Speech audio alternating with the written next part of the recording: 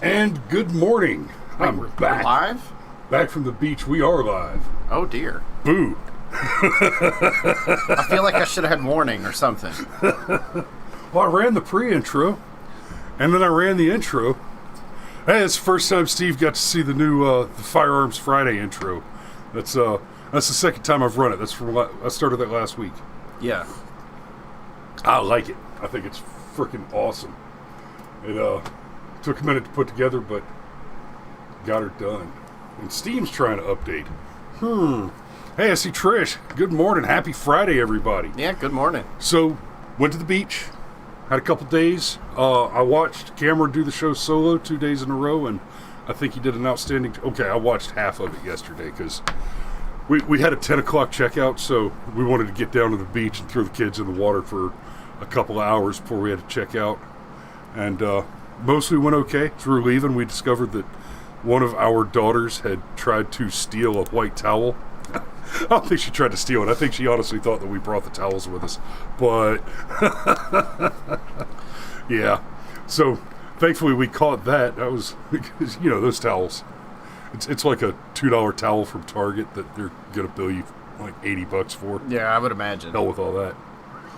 Yeah, But, you know, it was cool. It was my second daughter's birthday, and she told her grandmother that she wanted a beach birthday party, and she did not elaborate on what that meant. So Ma just went with it, and okay. So we went down to Tybee Island, and the place we stayed was right on the water. It was very cool, and you know, nice, a couple little shops right around there. So, we spent 2 nights and 1 full day down there. And so day before yesterday, well, we took them out early and played in the beach for hours and had a blast. And then I took my 3 older ones. We went for a walk around the block while my wife laid down with the baby to take a nap, and Ma and Granddad took afternoon naps, and I desperately wanted to take an afternoon nap, but you know what? I have no sympathy for the lack of nap. The fact that you get one 90% of the time and I don't, very hard for me to have the sympathy. Anyway, well, you know, it's a thing. I very carefully orchestrated my life so that I could have my naps. Anyway, so I took the kids for a walk, and this just struck me as funny, and this is why I'm sharing this. There's this strip, right? Little local businesses. They're all little local businesses. There's not a lot of chains right there, except for the Arby's.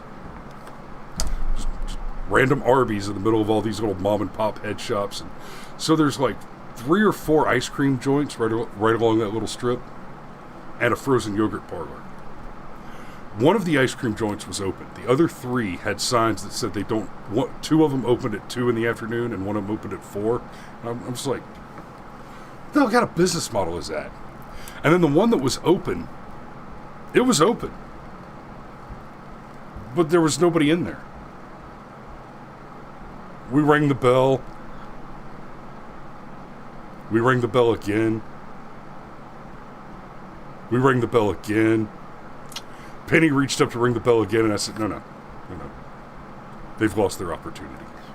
So we went and we did the frozen yogurt thing, and it was, you know, you've been in the frozen yogurt places where you go over and you pull the handle, and then you've got all the sprinkles and toppings and whatever, and then you get it by weight.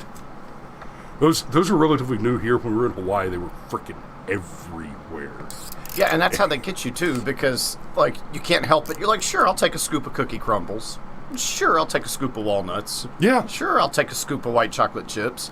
And then, like, you have 2.5 pounds of stuff. Yep.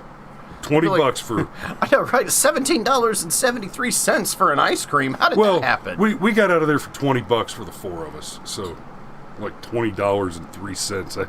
I don't want to break my other 20. I got you, buddy. Got you.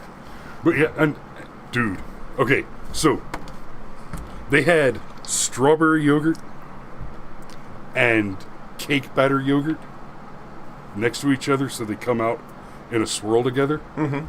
So I put those on top of frickin' cheesecake bites, and then covered it up with fresh strawberries and walnuts. It was killer. So, Fat Boy Paradise. hells yes. And the kids had an absolute ball. Hey, and just as a point of fact, I'm not dropping any hints here, I'm just stating fact. I'm okay with your mother planning a birthday party for me anytime.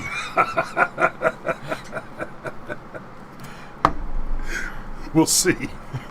We'll see. I've had a couple of more people drop in. Good morning to your dad, the Sergeant Major. And Sergeant Major's watching, Maul's probably watching with him. So again, thanks for the trip, guys. We had a blast. Love you. And good morning, Krista. And Steve's right. I've been combat napping since high school. Since at least high school. Yeah, absolutely. And I've got some sleep problems. And the thing about the naps, I like to take a nap every day. But sometimes I don't take the nap. Sometimes the nap takes me. It's often involuntary. So let's start with this one. This one was sent in. Steve sent this one to me from I think it's Dave Mathey, one of our other viewers. So Steve said that they used to accuse me of narcolepsy, and that's still an open question. Actually, I've had some conversations with doctors about that. It's a thing. So this one's from one of our viewers, Dave Mathey. Came to us by way of Steve. And Ohio couple kills intruder. And this one editorializes a little more than we usually get in one of these. I like it. The firearm is the great equalizer, as gun owners will often tell you. No, what gun owners will often and correctly tell you is that God created man, and Sam Colt made them equal. Yep. A firearm can stop even the biggest and strongest criminal in a home invasion or any other physical altercation. Likewise, the smallest and weakest person can stop that criminal. In Toledo, Ohio, a couple was forced to defend themselves when an intruder tried to break into their home late at night, where children were also present. Police say, according to WTOL 11, thanks guys, that the man was shot multiple times as he tried to break into the home. I love this next sentence. I love everything about this sentence. Police also say that both the female and male occupants fired at the intruder. After the man was shot, he stumbled into the yard, where he laid until medics arrived on the scene. The man was transported to the hospital at the time with life-threatening injuries. Not long after he arrived at the hospital, the man died from his injuries. Dead over there. That's a DOT.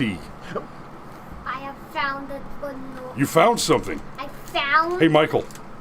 Michael. Boy. Pay attention, boy. Come stand right here. Wave at the camera. It's right there. Say good morning, everybody. Good morning, everybody. Now say, I'm sorry I interrupted. I usually know better. I'm sorry I interrupted. I usually know better. Okay. Now, go back upstairs and I'll be with you in a little bit. Okay. Love you. I found. Well, I feel like we need to acknowledge that there are two Steves in the house. yes. Proper Steve and other Steve have both joined us. But which is which? I haven't said. So that somewhat derailed my train of thought. How okay. awesome it is that there's a husband and wife combo Rambo team. Better. We often talk about the importance of being armed. Okay, of exercising your Second Amendment right, being armed at all times, right? And as a man, I believe that is your divine obligation. You have what comes along with the right to keep and bear arms is the responsibility to keep and bear those arms and use them correctly, effectively, and judiciously. That said, yeah, and Krista says target practice date night. Yes, I need to drop my youngins off with the old people sometime and take them and take my wife out and do some target practice. Pizza and 9mm, baby. That sounds like the perfect date night. Hell yeah. So it's not enough that you carry a firearm. You need to go and train. You need to practice with it. And I'm not just talking about going to the range and making sure you can hit a target, right? I'm a big fan of having a handful of airsoft guns and going and playing airsoft, because that is training in basic tactics, right? And the more you commit to actually engaging tactics instead of just running around slinging plastic all over the place, the more valuable that time is. I did a lot of that to train my soldiers to get ready to go down range. Part of what that training entails is having a plan, knowing how to execute that plan, and being prepared to execute that plan, knowing who has what role in a given situation. So, like Fee and I have discussed and gone through the motions to practice. Let's say, hypothetically, we're in a restaurant and somebody comes in with all of a sudden we have an active shooter situation. We know our roles. We know our jobs. I am going to get up and return fire, and she is going to get the children under cover. She is going to get the kids safe as fast as she can, and then draw her weapon and add to my fire. Right? So the first maneuver is I'm throwing lead down range and hopefully solving the problem immediately. But just in case I can't solve the problem immediately, her job is to get the kids safe and then enter the fight. That's why we both go armed and we're prepared to do that. So that may sound unnecessary, that may sound extraneous, that may sound excessive, and the fact of the matter is there's a high probability that we never find ourselves in a situation where something like that is actually happening to us. There's a high degree of probability that we are never in an active shooter situation. But what if we are? Right? The Colorado theater shooting, it happened. Right? School shootings happen. And school shootings happen, and they have high death counts for one reason only. Because everybody there who could do the right thing has been disarmed in absolute glaring opposition to the Constitution of the United States and the law of this country. And in just an absolute affront to the freedom and liberty of every single citizen of this country. Arm the teachers, arm yourselves, have a plan, and implement it. And get your kids out of the public schools. For God's sake, don't send your children. Public schools are child abuse. Period. Well, public schools aren't even accurately named. They're government schools. And in so doing, we can assume that they're going to do whatever the government thinks is best. Yep. And even, okay, I liked Donald Trump, I did. But even under Trump, the rest of the government was trash. Yeah. Millie proved that. Uncle Steve says it's only excessive until it isn't. Yeah, like for example, the Ma Deuce, the Browning M2 50 caliber machine gun, is listed by the Geneva Convention. It's prohibited by the Geneva Convention for use against human targets. It's you're really only supposed to be able to use it to destroy material targets, tanks, trucks, right? Installations, builds. Because it's excessive. It's too much. It causes too much damage.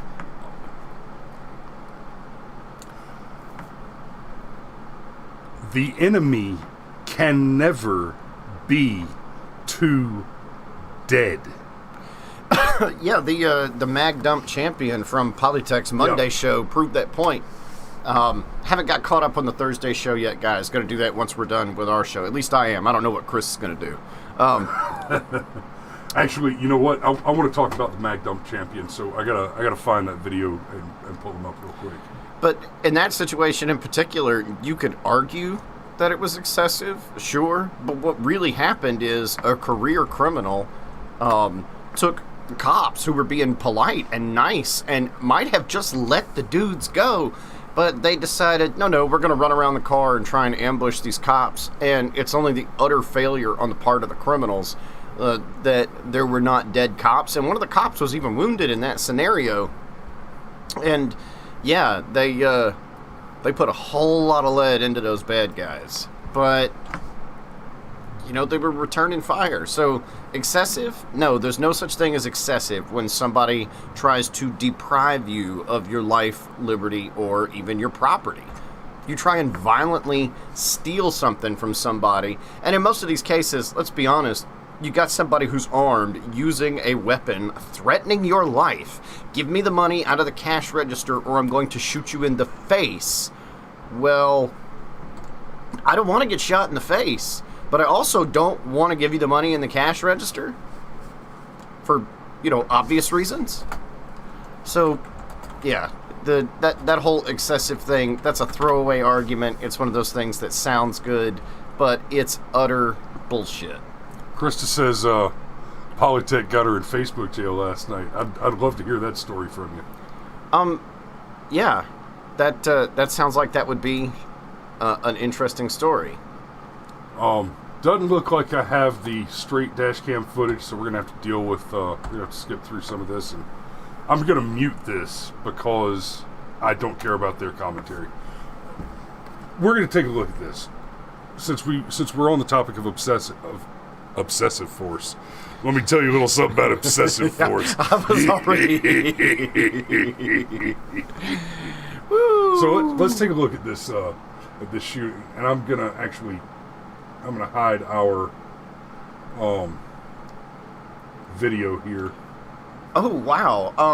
Apparently what happened with Krista is, you know how Danny has a tendency to say women are the worst, women are awful, or whatever? And she's kind of half joking, but half telling the truth. Right, because it's a true statement, and an absolutely fair criticism of an entire gender. Yeah. They're not entirely awful. There's lots of good things women do. Lots of good things women do. But apparently she made the mistake of agreeing with Danny and got the 24-hour ban hammer.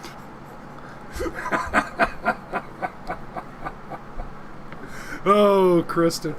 Oh, you know what? I could probably do a whole episode just on the fact that your one Facebook page was labeled as suspicious, dangerous material. You tell you about that? Yeah. Oh, yeah. I've still got that screenshot, I'm pretty sure. Okay, we're going to take a look at this stop. So, basically, do we know what they stopped him for? It was a tag situation, right? Honestly, legendary criminal record. Okay, I don't actually know what they pulled him over for. I know I've seen the footage of the shooting itself, so we're gonna watch a little bit of this.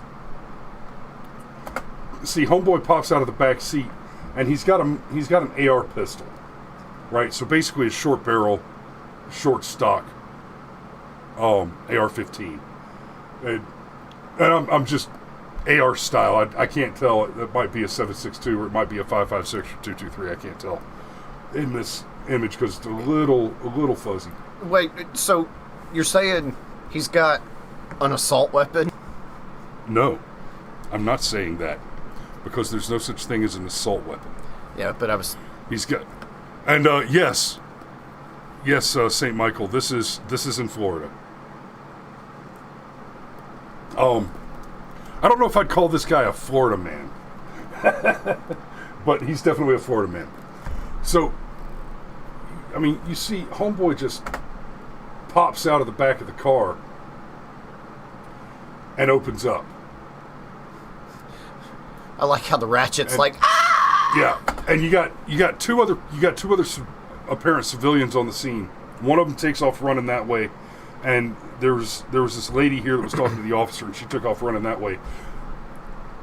There's a baby in the back of this car. Throughout this whole event, there's a baby in the back of this car.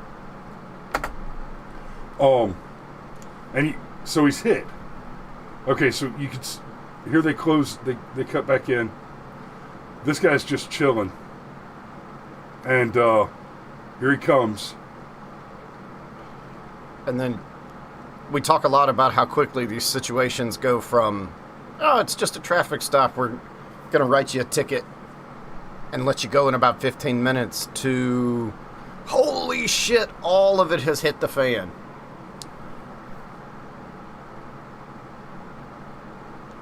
See, he popped out and just immediately starts emptying that weapon. And did you see that? As he came around the front, he must have fired 2 or 3 shots into the front edge of the car, because the way he was waving it.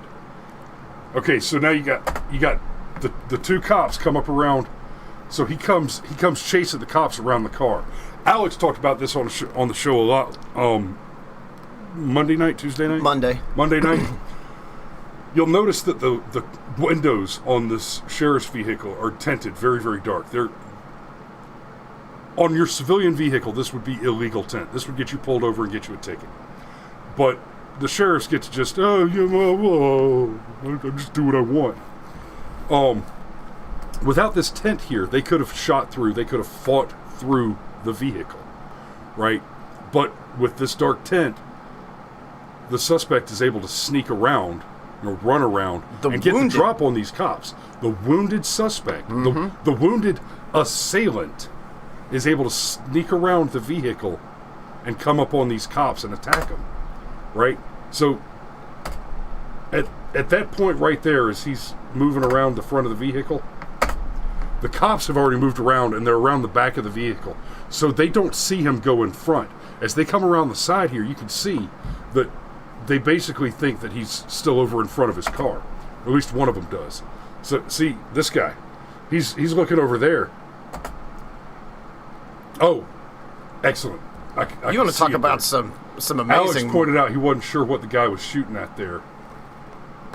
And we can see the movement. Yeah, you can see the movement. It's hard to tell right here, but that little dark spot right there is the other guy that took off running when everything broke off. So that is what he was shooting at. If you happen to be watching Alex, you can see him if you watch right there at the very edge. Like, he's at the very farthest edge of the field. Right here where the mouse cursor is. You see that right there? You'll see him come running right there. So that's what he's shooting at. And then there it is. He comes around the corner and attacks the cop and attacks the side of his head. So it's my suspicion, it's my expectation that what happened here is the criminal's weapon, he either depleted his ammunition reserve or he had a jam.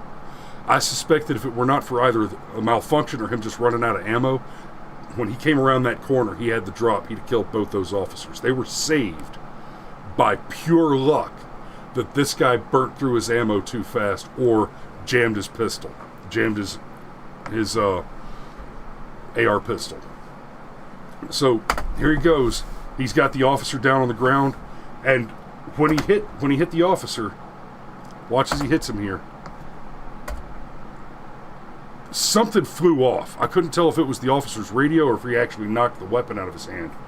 And there's the fail. Right here. Okay, he draws a bead, but he doesn't have a clean shot because the assailant is on top of the other officer. And then there it goes. He dropped the magazine. He may have. It's hard to tell here. I think Alex is right. I think he fat fingered it and accidentally dropped the magazine. He may have shot himself out. He may have had to do it. Yeah, it's tough to tell because it is hard to tell. More probably, it looks like like he slipped and dropped his magazine. But old boy dips off, and here's where he wins the game. and you can see it happen. You can see it happen, right? Watch as he comes walking back in the scene. Boom, boom, boom, boom, boom, boom, boom, boom, boom. Mag dump champ. You see that upper receiver locked to the rear. So there's There's two people trying to win the comments section this morning. You got Patricia who says, and I'm sure his family posted about what a loving and caring person he is and did not deserve to be shot, blah, blah, blah. Oh, yeah, he did nothing wrong. He didn't do nothing. And then you got Steve who points out, just shoot him in the leg. The guy is shot in the leg and still continues attacking. And that's another thing that's worth understanding. Guys, injured does not mean out of the fight. Even substantially injured. Even if they had blown out both of his knees so that it is impossible for him to stand up and walk, right? I mean, we saw this guy shot in the leg, hopped around the car, and but for either an expenditure of ammunition or a weapons malfunction, would have absolutely killed both of these police officers. No question. Right? That's injured. That's shot in the leg. That's operating at below peak efficiency, below peak capability. Well, Papa Sheepdog many, many times described to me the concept of criminal intent, and it's something that they really drilled into them in the police academy. Most people, when something happens to them, they're normal people. They're operating at a baseline similar to mine or yours or whatever. And so me getting shot in the leg, that's probably the end of today and tomorrow as far as I'm concerned.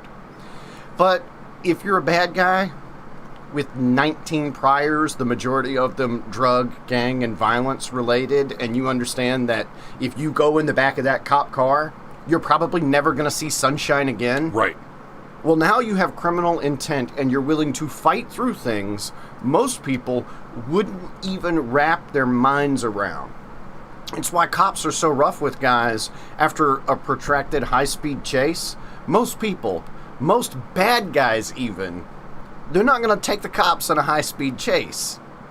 Right. When you decide to break that barrier, you've now crossed into a level of criminal intent. He said that the footage that they showed him in the academy to make the point was a suspect who'd been shot multiple times, center mass, right? And the cop that was putting the cuffs on him let his guard down for a half second. That cop pulls out a penknife, sticks it right in the side of the cop's neck. You can literally see it sticking out of the side of the cop's neck. Here's a guy who's mortally wounded, still fighting back because he's got that criminal intent. Yep. And you know what? 180 green. Yep. Long distance lead poisoning. There you go. I got something for you there, Alex. My man.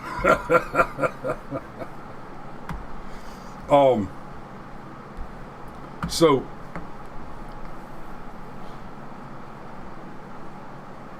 yes.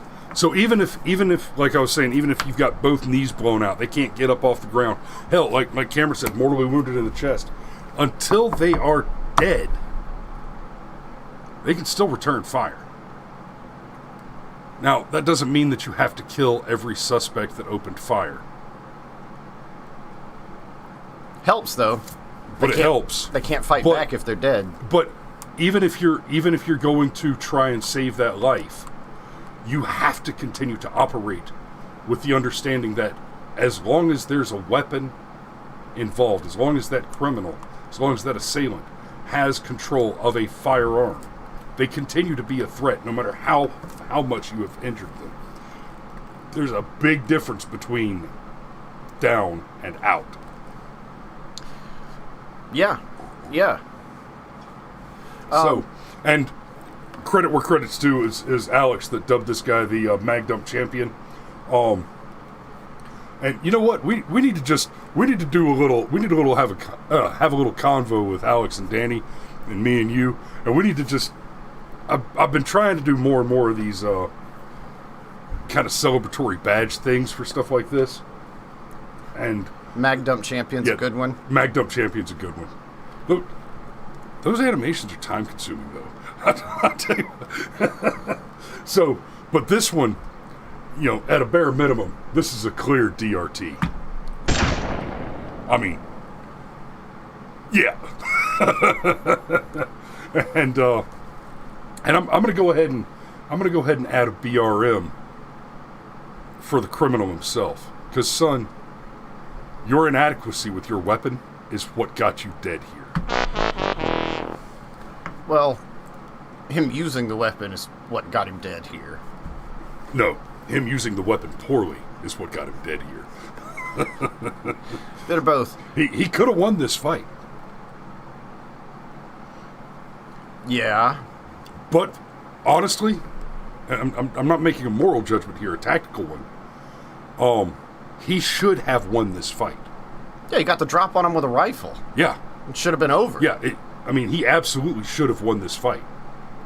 It's because he was bad at what he does that he lost this fight. He had a massive tactical advantage that was wasted on an inadequacy of maintaining his equipment. All right. Just because it's a bad guy that did the wrong thing doesn't mean that we can't learn from his mistake. Clean your shit. All right, so it's Friday. That means safety brief. Don't fry bacon naked. Don't drive drink. Sex, drugs, rock and roll, firearms, videotape. No two at the same time. I know that list isn't the same every week. It's close. But it doesn't have to be the same. The most important thing is if you're going to do stupid shit, or if you're going to get drunk and do stupid shit, don't film yourself doing it. Don't live stream a selfie of yourself helping criminal aliens rush across the border and explicitly state that your intent is to protest the unfair border policies of Donald Trump. Because, bitch, you deserve to get arrested. Y'all be safe out there. We love you, and we'll see you Monday.